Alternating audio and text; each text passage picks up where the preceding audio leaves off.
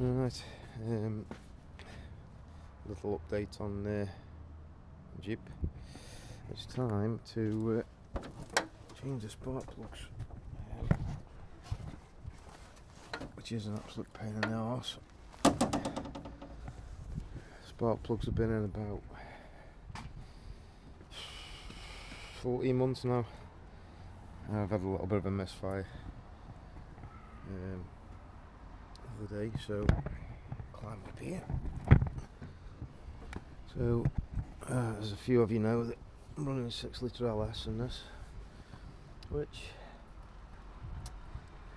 it's not the easiest to change the plugs.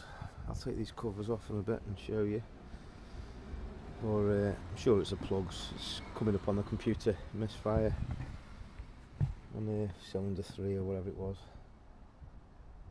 and so I've got some new plugs to put in, but I never look forward to doing it because it's an absolute pain. I found the easiest way to do it is with a wobble socket, because if you try and get a little straight socket on it, sometimes when you're trying to break it off, if you get it on a little bit of an angle, you can break the plugs. It's not a problem taking them out, but when you put new ones in, you don't want to break the new ones. So the wobble socket's a little bit more forgiving. So, time to take all the engine covers off. I won't video that. I'll show you where they are. Then I've got all my UJs to grease, because these are, I'll show you, these are super joints. I'll turn the prop round. As you can see, they've got a ZERT fitting on each cap, because they've got no bearings in them, so supposedly a lifetime guarantee on them, but you have to grease them every time you go out. So I've got them to grease. I've got the Johnny joints to grease, which is up here. You can see it's full of crap from Silverdale, which really needed to wash it, but I wash all the brakes in there when I come back from Silverdale. So the Johnny joints are just normal grease nipples. So I've got my swivels, my twin shear swivels. I don't know if you can see the little grease nipple on there. I've got a grease nipple underneath here. And my kingpins, but they've got kingpin spring eliminators in them. So it's got the brass shim thing in, and all my Johnny joints to grease today. So not very clear with the shade even. So do all them today. Grease them all ready for this Sunday's off-roading. But, a bit of maintenance needed every now and again. I changed the oil not long ago, about 2 months ago, so it doesn't need oil change. I'm going to do the gearbox oil change shortly. It's just a pain, because I have to jack it up to get this pan off. So I have to drop the engine, let the Atlas mounts off, and the gearbox mount, which is across here. So I have to drop them, take the bolt out, jack it up so I can take the pan off, take the filter out of the pan. So yeah, I'll do the plugs first up, and put all new pads on as well not long ago. So the pads pretty, using EBC black stuff pads. I tried yellow and green, and they're alright on the road, but off road, as soon as you get a bit of mud in them, you don't like it. So I'm using the black stuff, EBC pads, which seem to be okay, and they stop pretty well. Got big brake kit on this. I'll show you. It has got a big brake. Look, got the big brake kit on. Off the, is it Julie Silverado 3500, whatever it is. Big, not a lot of clearance, and a 17-inch rim. And then I've got the twin ones on the back, obviously, so I've got a handbrake one and a normal. So that's a front K20 front caliper on the rear, and I think it's an Eldorado handbrake caliper on the back.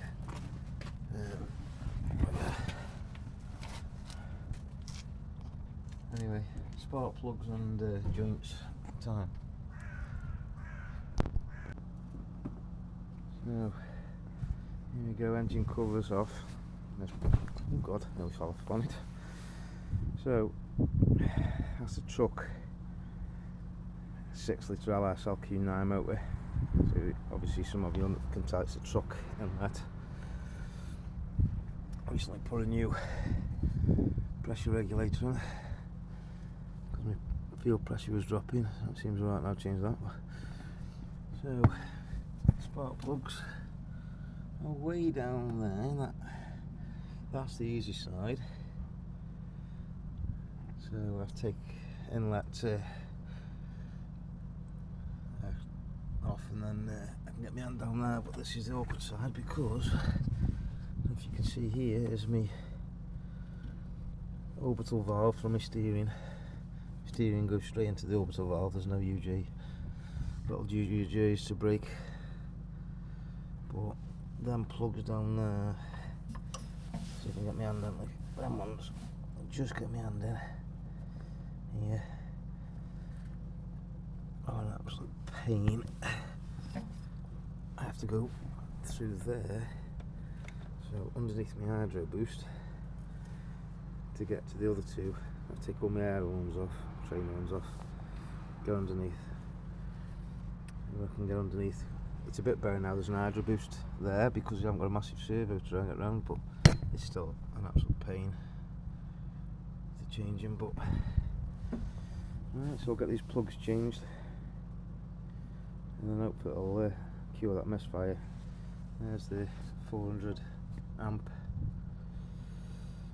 expensive alternator that puts a load of power in me when I'm winching and doesn't really drop below 14 volts. So it's obviously got a trigger wire to the ECU.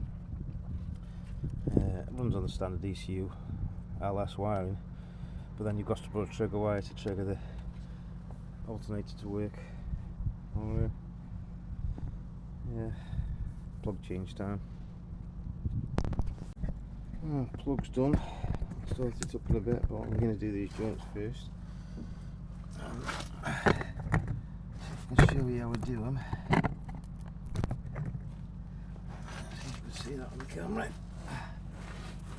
Right, let's check this measure. Should be able to see that, right. So, when you buy these joints, they come with one of these little grease guns, but I think this is my second one. So basically, give it a couple of pumps, turn the prop, because obviously I'm in front free wheel at the minute, so my hubs aren't locked in, and then a couple of pumps. Now the grease that they supply for this is quite hard to get in this country, so what I use is CV grease because it seems just as good. Can't see the difference of a constant velocity joint than a UJ joint that's bearing running on a metal than a cap running on metal. So I'm using CV grease. So I'll do this one and then I'll show you. I don't know if some of you haven't seen these attachments for your grease gun, but they're absolutely brilliant. So I'll just get the grease gun. Right, so normal grease gun, but I don't know if you've seen these, that instead of just trying to push them on, yeah, they've got a little lever, or there's some with 2 levers, so it opens, so it's like a clamp.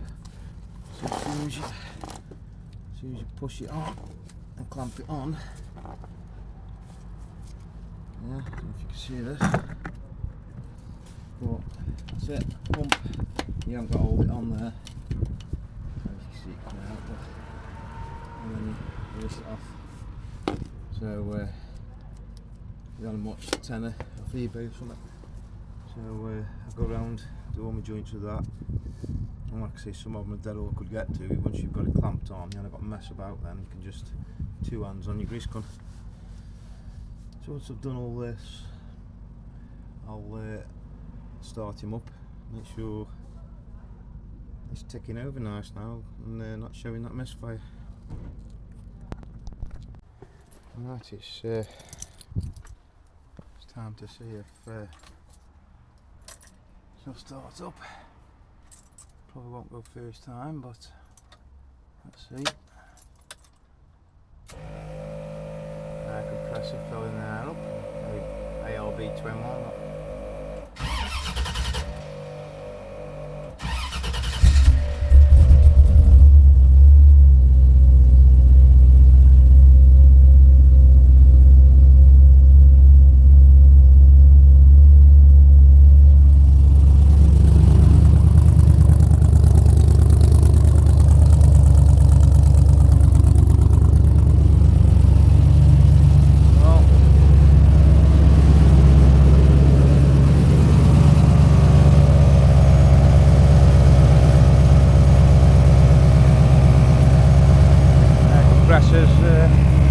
Under the air pump there. Until it fills my tanks, probably because it hasn't been running.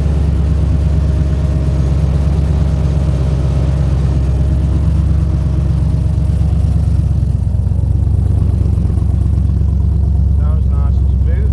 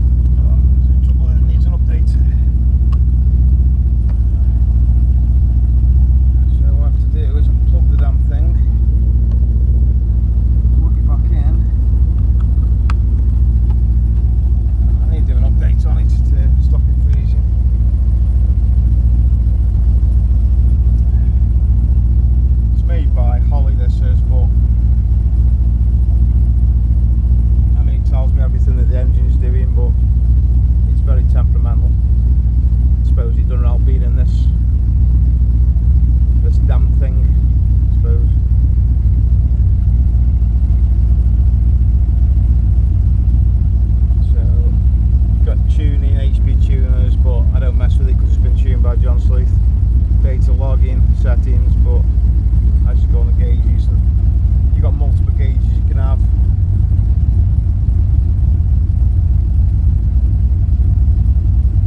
And now it's warming up. It doesn't run hot with having twin radiators. Probably runs a bit too cold if anything.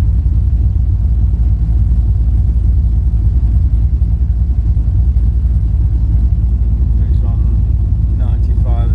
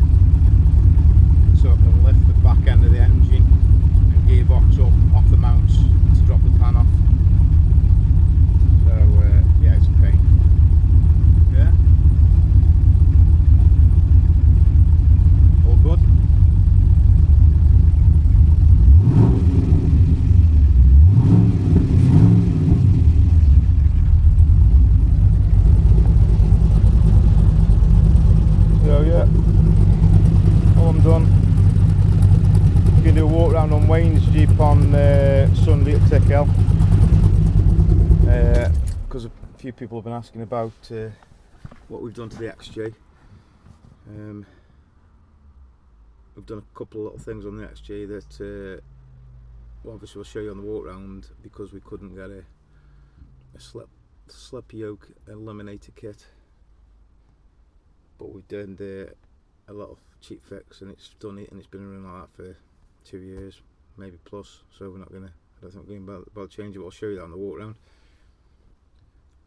And then I've got to do my trailer walk round, but my trailer's not here at the minute because I don't know whether the solar panel box was sorting out or playing up, or the inverter was playing up, so I'm having a few tests done on that.